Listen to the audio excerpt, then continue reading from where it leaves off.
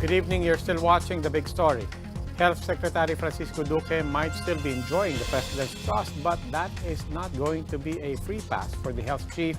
Lawmakers now want him to be held accountable for corruption in PhilHealth. Ria Fernandez with the full details. In his latest taped address, President Rodrigo Duterte defended the new Health Secretary Francisco Duque. For the president, Duque did not steal any money.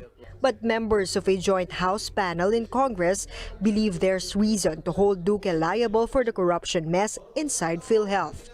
In a 70-page committee report, the House panels on public accounts and good government recommended the filing of criminal and administrative charges against Duque and former PhilHealth Chief Ricardo Morales, as well as several other top-ranking PhilHealth officials.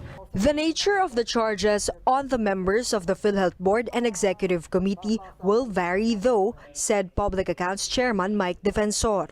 The decision came after the panels rejected Good Government Panel Chairman Jonathan Alvarado's motion to absolve the PhilHealth Board chaired by Secretary Duque.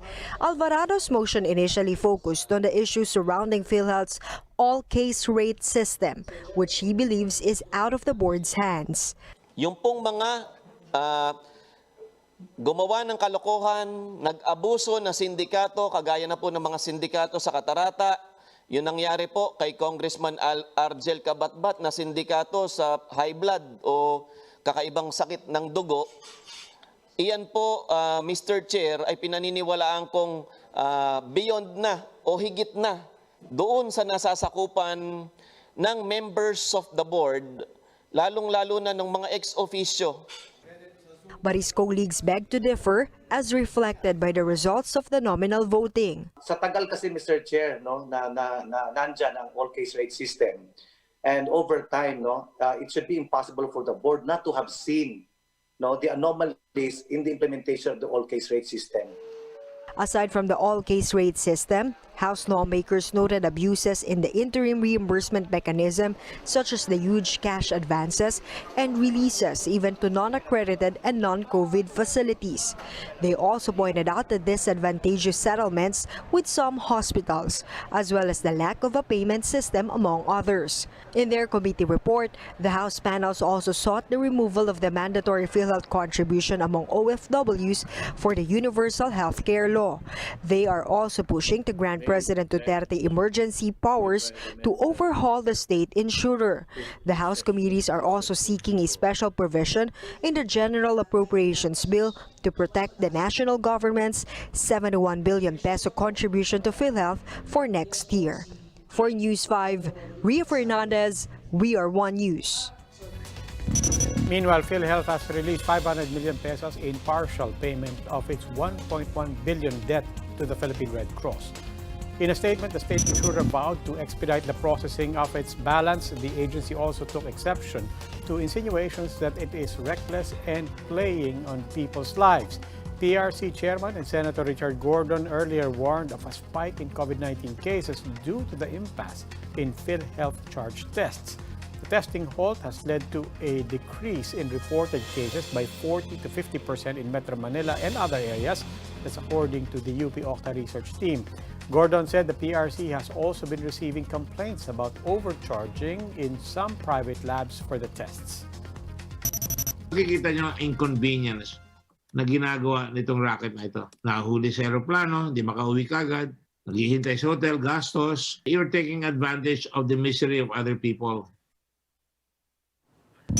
Even Labor Secretary Silvestre Bello III said the PRC's testing is a big loss, especially among repatriated workers.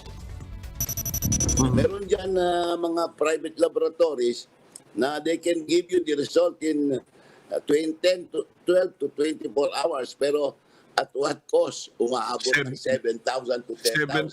Kawawa naman yung ating mga OFWs. And these are the other big stories today. The lower house has transmitted its version of the 4.5 trillion pesos spending bill to the Senate ahead of its October 28 deadline.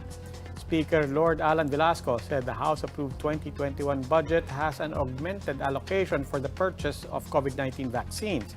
Additional funding for the Health, Labor, and Social Welfare Departments were also included to improve healthcare facilities and to provide financial assistance to the poor. Senators Vicente Soto III and Panfilo Lacson welcomed the early transmittal. They said it provides room for a timely BICAM approval. The Foreign Affairs Department has recalled Philippine Ambassador to Brazil, Marichu Mauro, for allegedly having maltreated her Filipino domestic worker. CCTV footage aired by Brazilian media shows Mauro physically assaulting and berating her service staff. The DFA had already launched an investigation against the diplomat.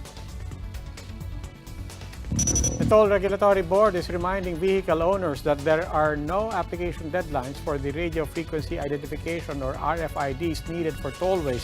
This after hundreds of vehicles packed several areas in Metro Manila for RFID installation that caused traffic jams on Monday. The LTFRB said that while all toll plazas will go cashless to prevent the spread of COVID-19, RFIDs will still be issued for applicants beyond November 2. There are also ongoing talks with toll operators to make the application process faster and more seamless. The pandemic, coupled with the continuous rains, has disrupted the country's food sources. But one Metro Manila city is taking matters into their own hands by planting as high as 12 meters. How do they do that? JC Cosico shows us. La Niña is upon the Philippines, and the series of storms entering the country the past 2 weeks is taking its toll on the country's food supply. Typhoon Quinta alone damaged over 14,000 hectares of agricultural land. The Agriculture Department estimates losses to reach some 401.7 million pesos, with commodities like rice, corn, and other high-value crops getting affected. But that's not all the corn sector is facing. It's slowly getting eaten up by an infestation of fall armyworm.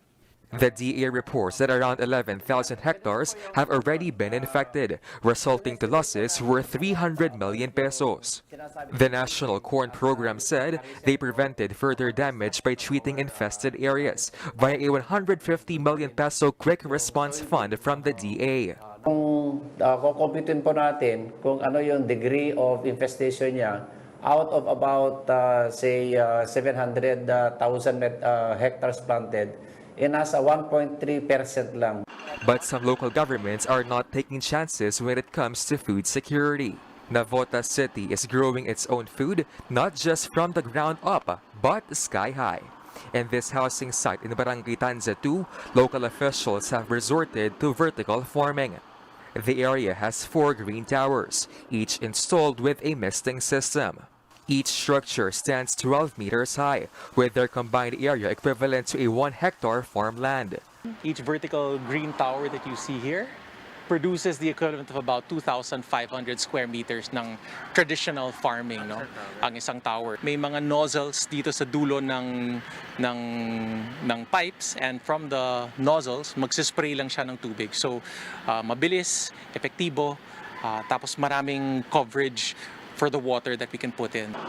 The tower's infrastructure monitors humidity and temperature. The green produce, in this case lettuce, is ready for harvest about 35 days from the day it was planted. The 4 green towers can yield 8 metric tons of vegetable yearly. Perfected na namin yung procedure for lettuce, so we can produce it consistently. So yung unang-una yung gusto natin is to have consistent output of the vegetable. May staple tayo ng lettuce para consistent yung output ho natin, tapos mag-iiba lang siya ng konti depende sa kinakailangan ng komunidad. Officials add, harvests will be sold at a lower price. Gusto natin mas accessible at mas affordable yung nutritious na pagkain sa ating mga kababayan, cost saving. Kasi karamihan ng mga gulay galing sa iba't ibang probinsya, galing sa iba't ibang lugar. Ito wala nang transportation, so fresh na fresh, organic at ayun, mas mura. The project also enabled them to maximize the city's limited land area. Isa tayo sa pinakamasikip, pinaka-dense city hindi lang sa Pilipinas, kundi sa buong mundo. Kaya kailangan talaga iplanuhin natin yung paano natin pagdano ng lupa natin. 8 more green towers will be built in the area. Officials say they're also studying planting tomatoes and strawberries in the vertical form to make sure residents have enough supply of healthy food at an affordable price. For News 5, JC Corsico, we are One News. Let's pause for a quick break. When we come back, visitors flock to cemeteries in the metro ahead of the last day of the allowed visit tomorrow. A look at the situation on the ground. And more signs pointing to how the moon can support life. Scientists discover water on the Earth satellite. The details next.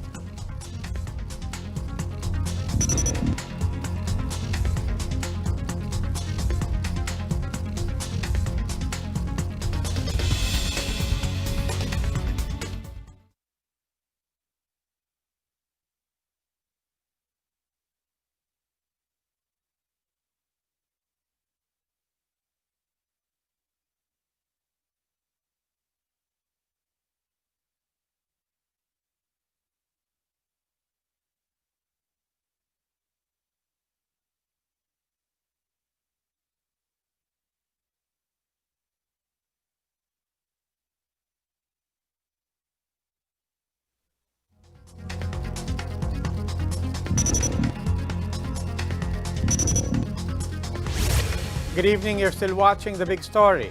Before cemeteries close on October 29, some individuals have already taken their time to visit their loved ones over at the Manila North Cemetery. But this year's headcount is lower than last year due to COVID-19. To tell us more about the situation, we have Ryan Ang reporting live at the Manila North Cemetery. Ryan, how are things there? Ravi, as you can see behind me, the Manila North Cemetery has already closed its gates as it strictly follows a limited time for entry to its premises. But prior to that, around 5,000 people flocked here today to visit their loved ones ahead of the cemetery's closing come Thursday. The queues at the Manila North Cemetery entrance were not that long compared to how it was over the weekend. Foot traffic is slow in the cemetery due to the COVID-19 scare. But the management is still on high alert status as they expect a surge of visitors for the last day of visit tomorrow, October 28. Well secured po ang loob ng Manila North Cemetery kasi sa dami po ng kapulisan na nandiyan dyan.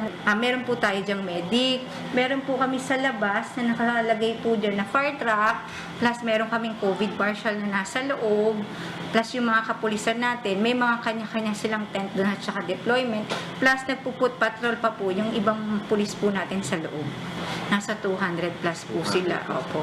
This group pays their beloved coach a visit every year, but they are not complete this time. They just settled with sharing photos of their coach on Facebook.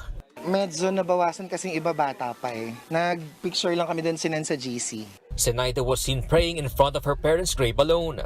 She recalled how their whole family used to stay inside the cemetery to eat and pray together. But with the threat of the pandemic, she believes that their family reunion can always wait. Naalala ko yung tatay na. Kailan po ba siya namatay? Tagal na po. Kaya lang, naalala ko rin po mga kapatid ko, pamangkin ko, apo ko. Hindi kayo nagkasama-sama ko? Nalulungkot din po ako. Kasi hindi na kayo sabay-sabay. Opo. Hindi ka mukha noon. Dadasal kami, kakain. Kaya po, isa-isa. Aanin mo nga masaya kung magkakasakit ka naman. Okay lang po to. Nadadalaw sila. Only 30% of the cemetery's capacity is open. Strict health protocols are in place.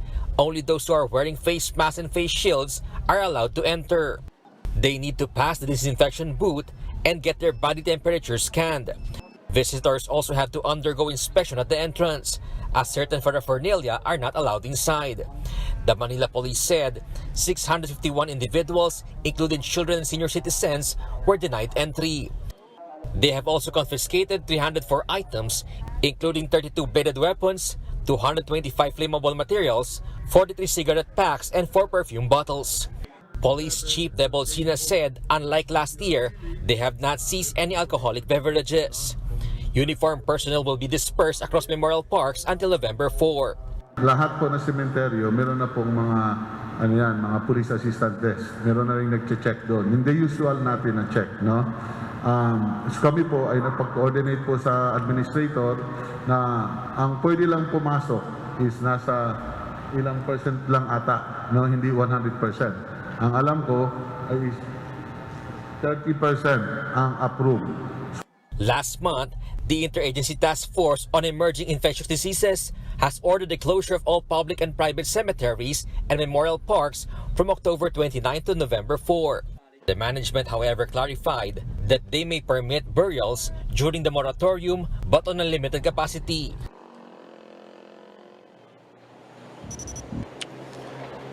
Robbie, the management urged those who will visit tomorrow to refrain from bringing their kids and prohibited items. They also reminded the public that they will be closed at exactly 5 p.m. tomorrow. Robbie? Maraming salamat, Ryan. That's Ryan Ang reporting live at the Manila North Cemetery. The LPA, being monitored by Pag-asa outside the Philippine area of responsibility, has developed into a tropical depression just as Typhoon Quinta exited the country this morning. As of 4 p.m., the tropical depression was located more than 2,000 kilometers east of central Luzon. It is packing maximum winds of around 45 kilometers per hour near the center, gusts of up to 55 kph. It's moving north-northwestward at a speed of 15 kilometers per hour and is likely to enter the Philippine area of responsibility tomorrow or on Thursday. It will then be named Rolly. It is seen to develop into a tropical storm over the weekend and could intensify further into a severe tropical storm as it makes landfall over the Bicol region or eastern Visayas.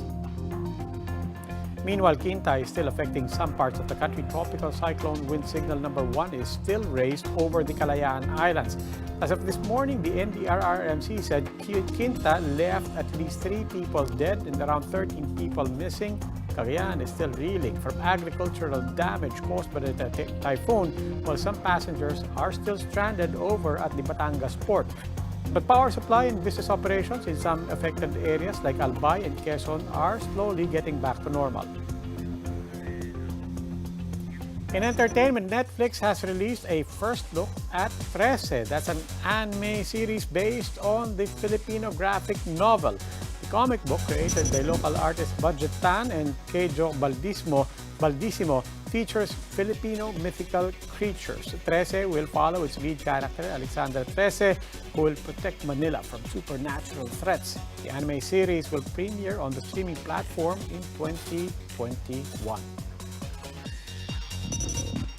U.S. President Donald Trump has scored one win ahead of the November 3rd elections. The U.S. Senate approved his third Supreme Court nominee, Amy Coney Barrett. The Republican-controlled Senate affirmed Barrett to the post with a 52-48 vote, beating a unified Democrat opposition. Barrett will be succeeding the post left by liberal icon Justice Ruth Bader Ginsburg, who died last month. Barrett's appointment creates a 6-3 conservative majority in the U.S. High Court. This shifts the U.S. Supreme Court further to the right, which could pave the way for conservative rulings curbing abortion rights, expanding gun rights, and limiting voting rights, among others. Despite being a Trump appointee, Barrett said she will remain impartial as she assumes her lifetime appointment as a High Court justice. The oath that I have solemnly taken tonight means at its core that I will do my job without any fear or favor, and that I will do so independently of both the political branches and of my own preferences.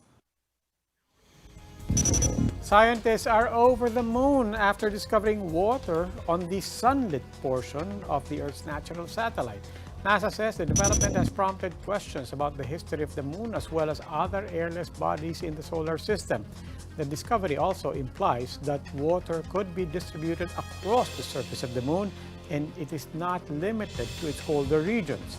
In 2018, NASA confirmed the presence of hundreds of patches of ice deposited in the darkest and coldest reaches of its polar region. Scientists are now planning to expand the search for more signs of water across the entire Earth-facing side of the moon. And that wraps up today's big story. Catch us again tomorrow, 8 p.m., signal channels 8 and 250. Please like our Facebook page, One News. For more in-depth analysis, you can visit our webpage. That's onenews.ph. I'm Robbie Alampay. We are One News. Good evening.